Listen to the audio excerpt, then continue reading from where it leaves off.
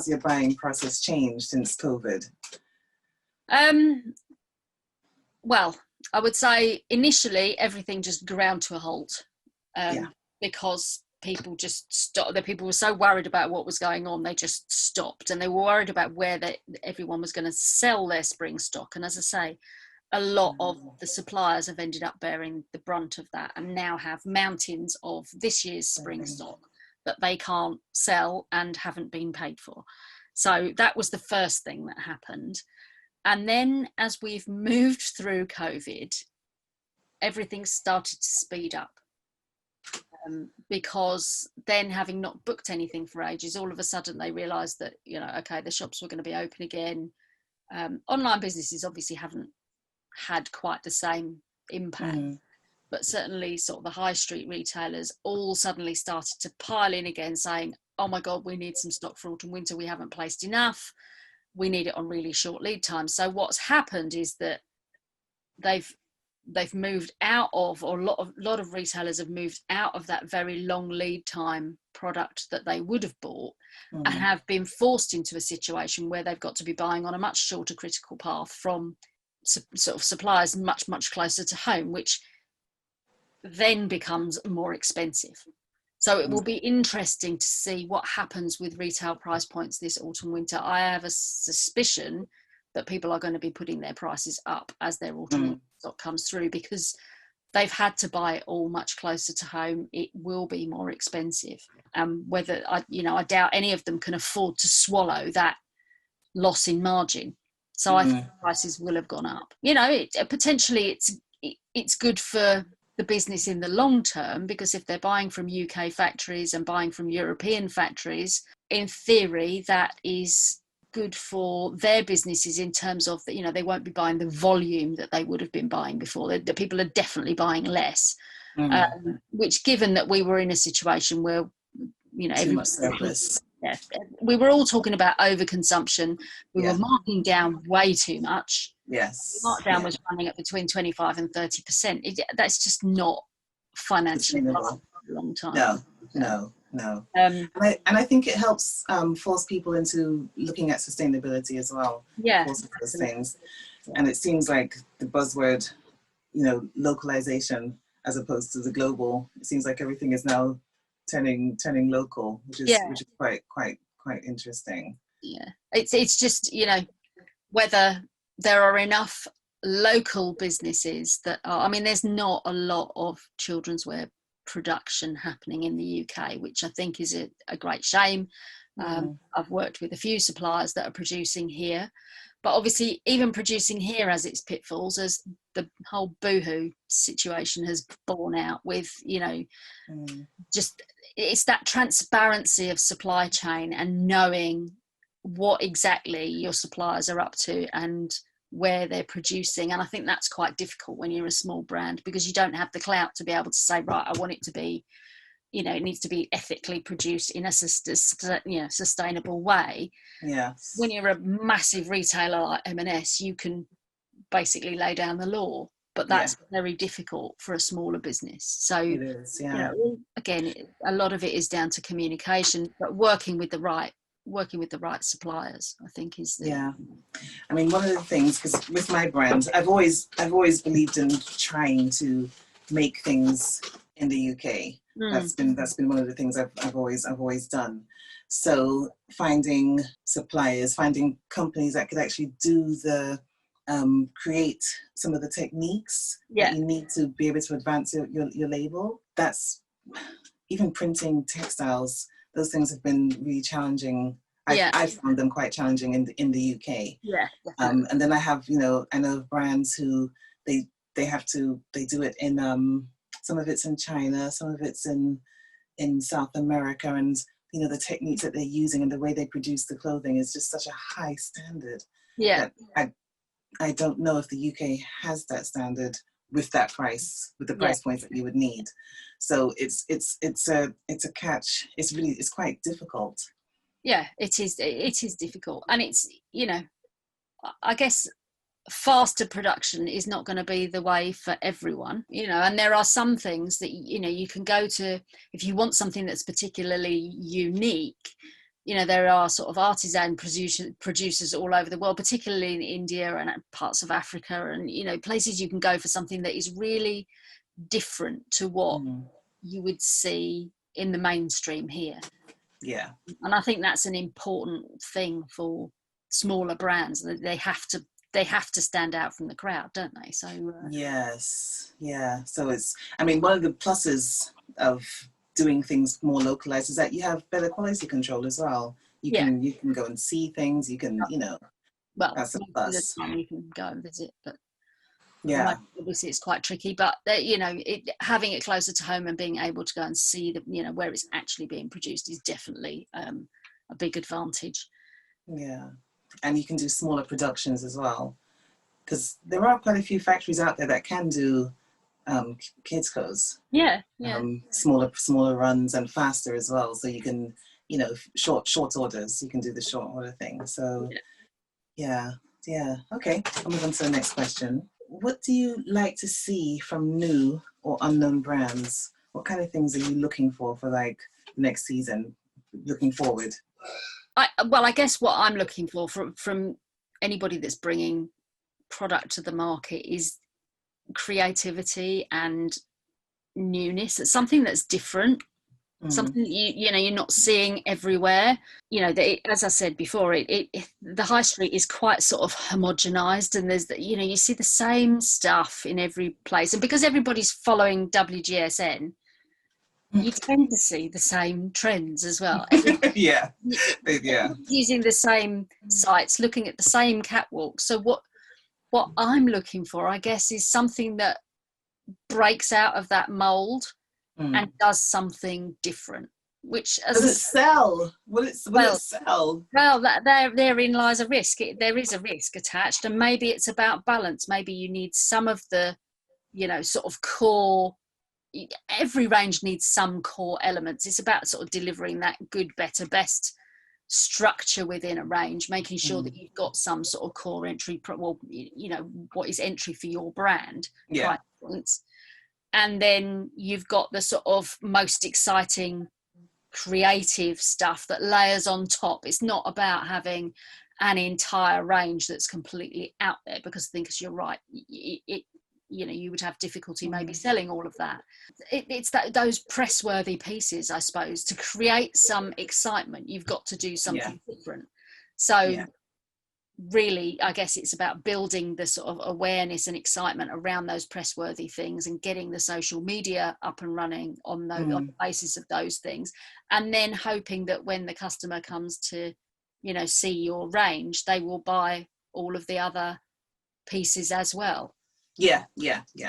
I really believe in that. I think brands need to have a strong kind of aesthetic, something that from season to season, that, you know, it's that brand, but it can change, it can evolve, and it can be you know, something quite different. But I think because when I look at taking on brands, when I look at the brands that we have, there's always usually a kind of consistency with them.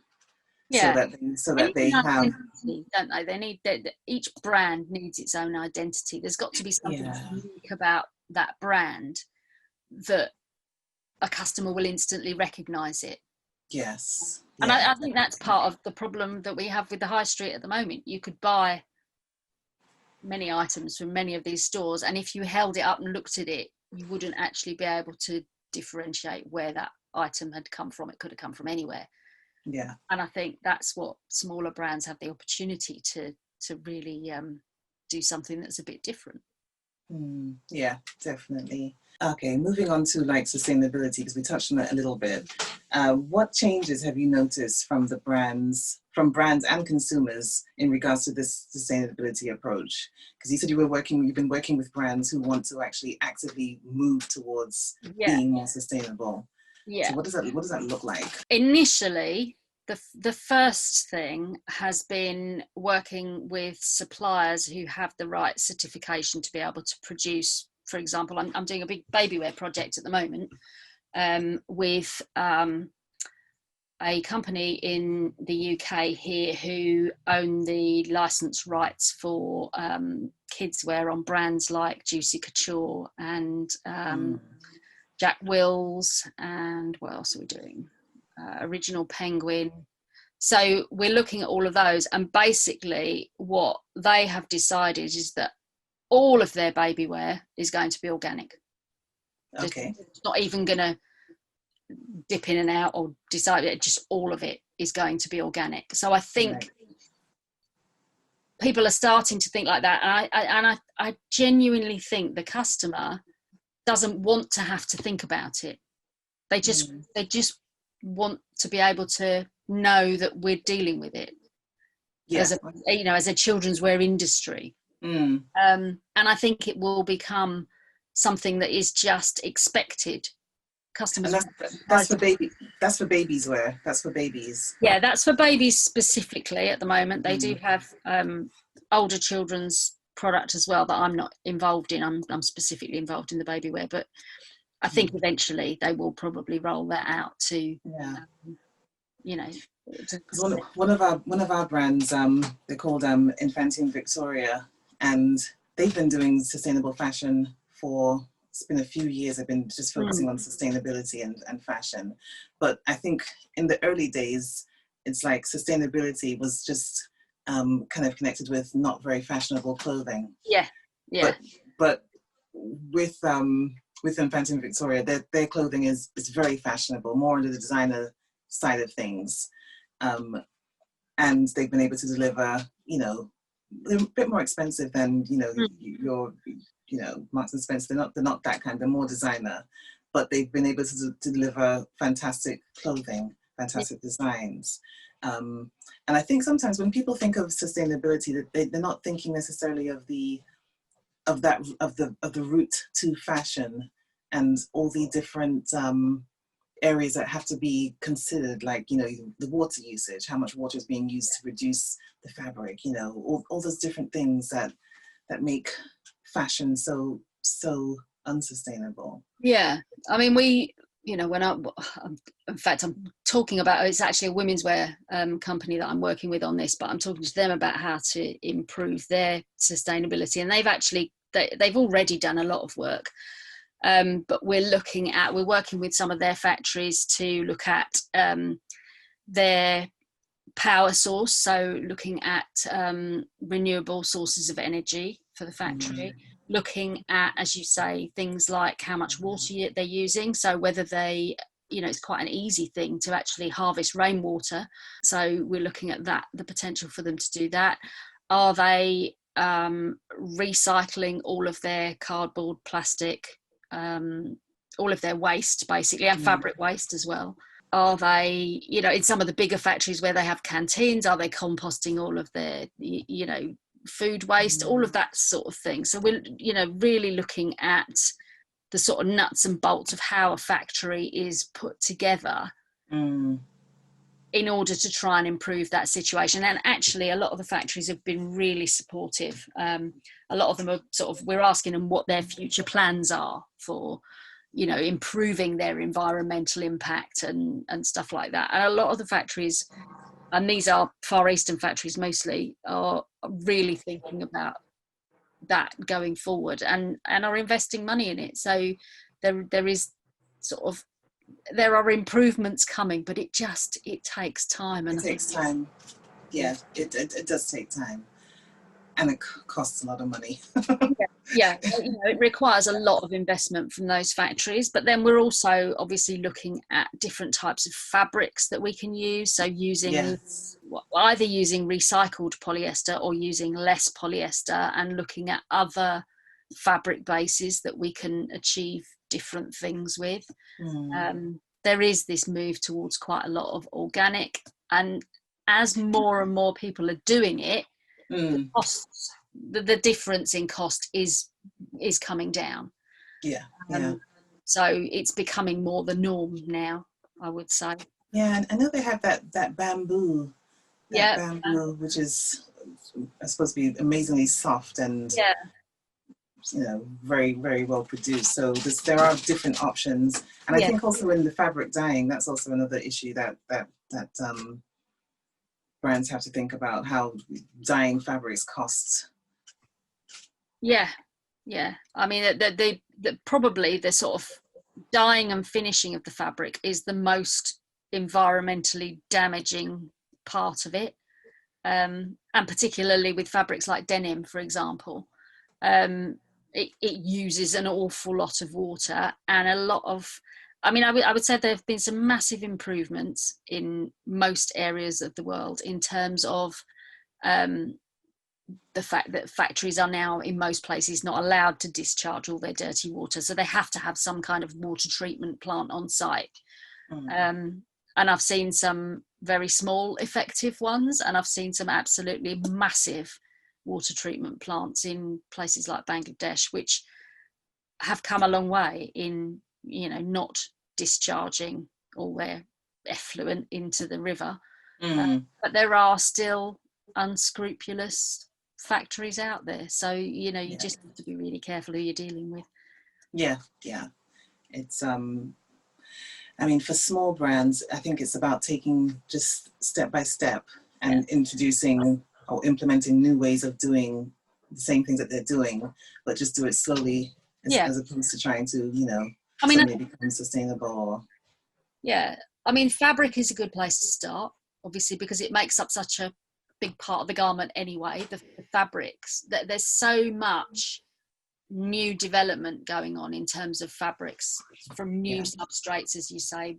Bamboo's been around for a while, but there's all sorts of others that are coming to the fore, different, making sure that sort of the viscose is produced from sort of sustainable cellulosic, because it's wood based, it's essentially, is it coming from seed? It's very difficult to track that back right the way through the supply chain, but it is becoming more normal to do that now. So the whole transparency thing is becoming more important, and I think a lot of brands now are really starting to look at the other parts of the supply chain as well. So things like using cardboard hangers instead of plastic hangers, and making sure that all the labels and poly bags that you import product in or you transport product in is all from recycled materials. And most of the big label manufacturers, hanger manufacturers, are completely on top of that,